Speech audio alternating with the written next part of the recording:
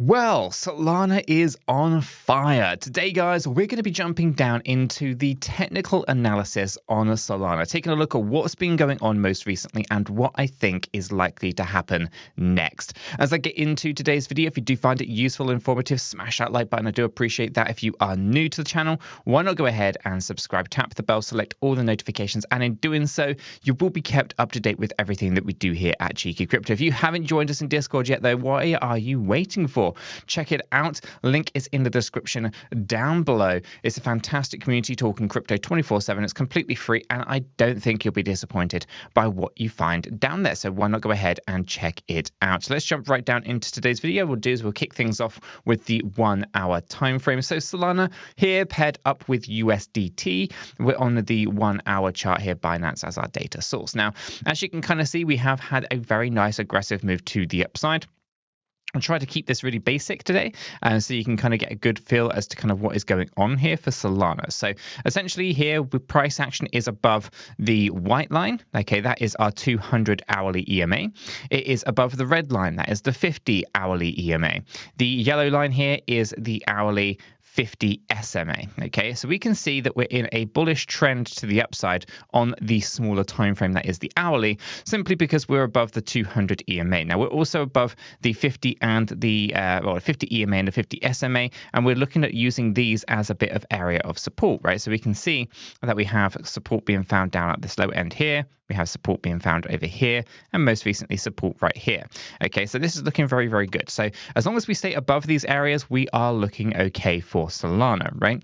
And so as long as we kind of don't cross these or get any kind of hourly close positions below those 50 EMAs, 50 SMAs, we should be still thinking about some moves to the upside, looking very, very good. Now, with that being said, we are in a very interesting point of view. We have these very impulsive kind of moves in the market. We had this correction to the downside here, which basically took us from this overbought range to this oversold range on our hourly stochastic RSI. Very nice kind of correction, very minimal in terms of percentages, right? You can see it right here at 7.19%. So very, very good. That's basically telling us there's a lack of appetite for selling and more of an appetite for purchasing, as we can see these big, larger, more impulsive spikes to the upside. Now, as you can kind of see, we had a very similar situation just here. We had this high, and we've moved down to our 50 EMA here. Basically, was oversold. Now, overbought down to the oversold area. Now, the problem that we have is that we have basically gone and lifted ourselves up towards the overbought area, yet we still haven't reached a new local high. Okay, so that's a little bit of something to be concerned with. Essentially, expect maybe a bit of a pull backwards here, just a fraction. We'll see how we kind of react to the 50 EMA and 50 SMA. Okay, so be a little bit cautious when it comes to that kind of price action. Now, inside here, this looks like a very interesting kind of point of view at the very beginning. So if we were to kind of draw a trend line in here, we can see that if I just draw that right here and I draw a trend line let me take it from down here across here, you can kind of see how we had this trend line, and I'm not sure if you can easily see it, so let me just zoom in on this 1 second. So if I just bring this up, what I'll do is I'll turn off smart money concepts for a second, just so you can kind of see the trend line there. So this trend line on the low side, right, you can see was heavily tested here, retested with that wick. On the high side, we start here, we tested here, right?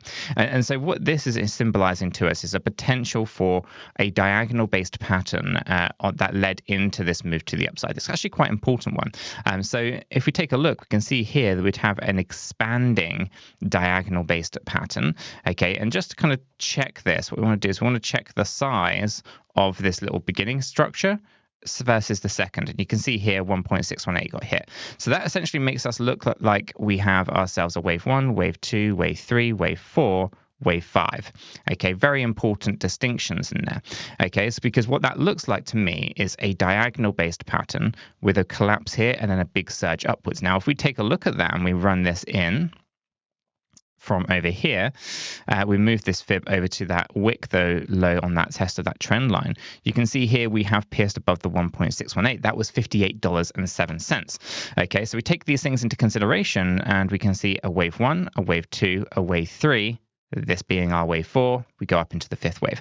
Okay, so this looks very, very nice for us at the moment. So, this isn't to say that we're completely done and dusted here with testing the EMAs, the 50 EMA and the 50 SMA.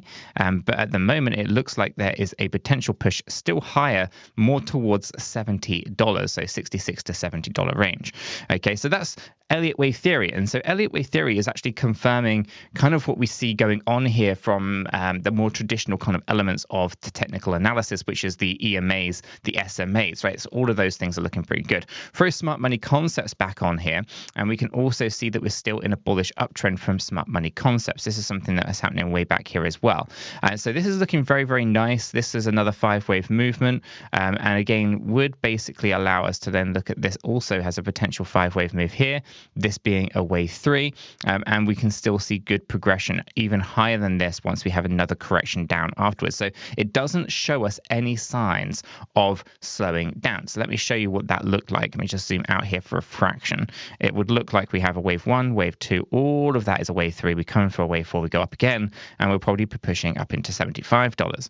Okay, so you can see how this is rinse, repeat, right?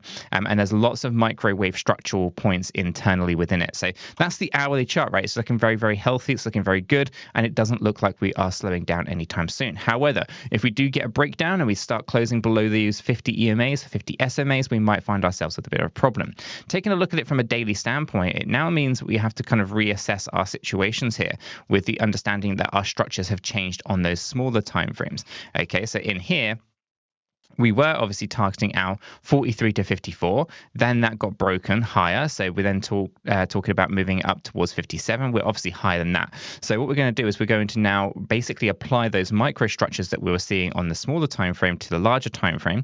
And now everything is kind of being built out quite nicely. So let's go ahead and take a look here. You can see that we're above the 1.382. I think we're going to be heading out towards the $76 in time, okay, on this daily time frame.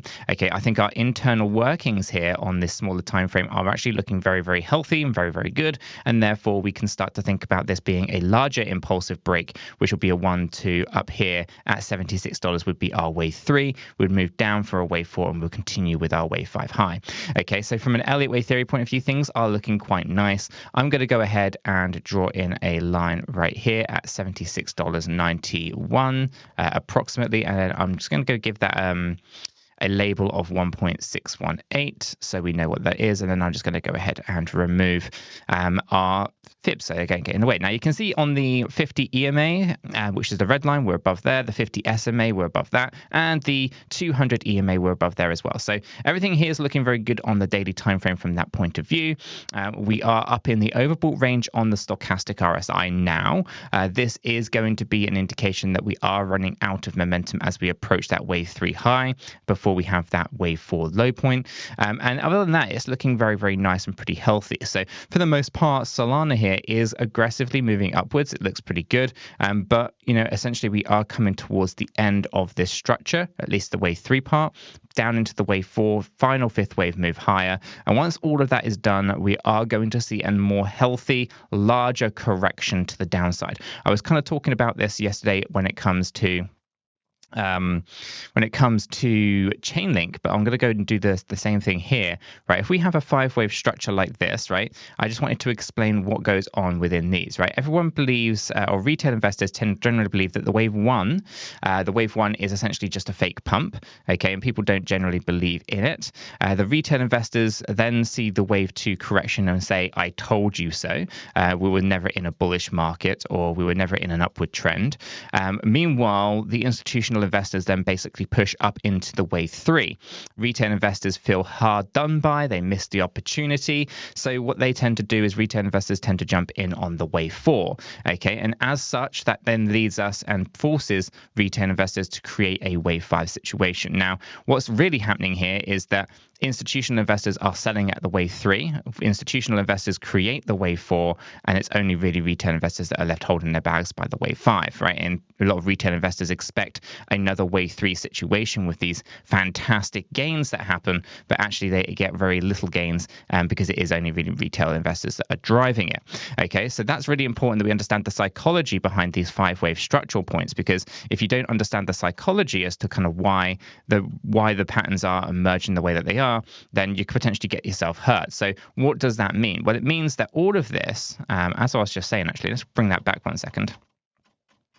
Right, so if the wave 1 is the fake pump that people generally don't believe, right, and it's the I told you so wave 2 coming, well, what does this actually mean? Well, it means that this here is potentially just the wave 1 that a lot of people will say is a fake pump, and myself kind of included at the early stages of this, but now we can see that there's the developments above and beyond what would normally be classed as a fake pump.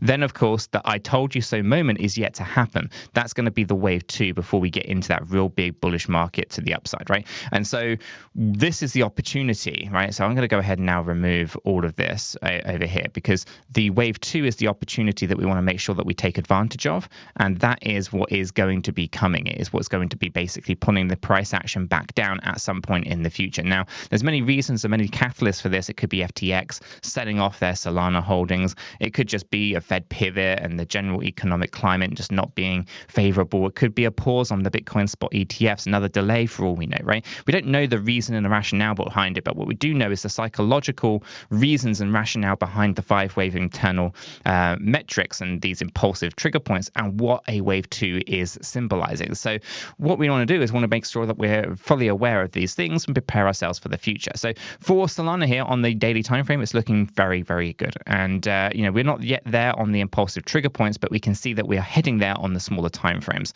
So that's looking healthy. Now, from our weekly time frame, you can see that we still have this really nice kind of target range, $2,000 high on Solana. Obviously, there's some interesting points more inside here around the kind of $250 to $600 range. But for the most part, I still think, considering how it's moved so far, a $2,000 target isn't something that would be hard to achieve, I don't think. I think we can potentially do that. I think Solana has the potential for that. Now, as we always say, we are up in this overbought area. You can be up in an overbought range for a very long time on this time frame, right? You can be up here for a while. However, last time that you were kind of up here in a major way, we have seen, significant corrections. So we are looking for corrections, obviously, but not until we hit those wave 3 high points. But we need to see a wave 4 correction, we need to see a wave 5 high, and then we need to see that bigger wave 2 pattern play out later. And I think for the fact that the monthly is up in this overbought area for the first time on Solana's chart here, we need to consider what that might mean, right? We corrected down in this entire bear market and stayed in an oversold area. Now we can stay up in an overbought area for quite some time here, or alternatively we can go back down. It doesn't care too much about price action, but it does tell us that momentum is likely to start shifting. So where we sit right now with this is looking very healthy. It's looking very good. I do expect better prices to come in the future where we can take advantage of some of those fantastic opportunities. And I think the future is incredibly bright for Solana. So let me know what you guys think down in the comments below. Are you as bullish as I am on Solana? Or are you kind of just thinking this is going to be over as soon as FTX starts dumping their holdings on the market? Let me know what your thoughts are on Solana in the comments down below.